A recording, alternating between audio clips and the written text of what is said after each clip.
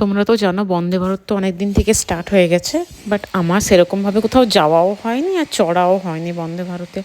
তো এটা আমার হচ্ছে ফার্স্ট টাইম হচ্ছে বন্দে ভারতে চড়া, মানে হাওড়া থেকে এনজেপি। তো যাওয়ার জন্য আমরা বন্দে ভারতে টিকিট করেছিলাম। তো বলতে গেলে ওভারঅল এক্সপিরিয়েন্স মোটামুটি ঠিকই আছে।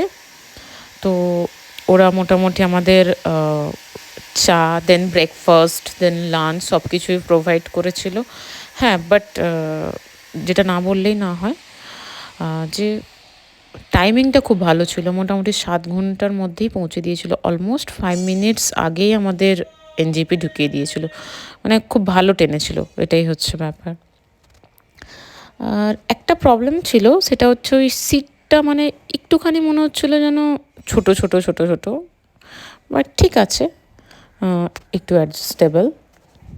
7 ঘন্টার জার্নিতে হয়তো বেশিক্ষণ হলে একটু অসুবিধা হতো। ওভারঅল ঠিক আছে, যে সিটটা একটু প্রবলেম ছিল, তো একটু ছোট লাগছিল বাস, আর ঠিক আছে।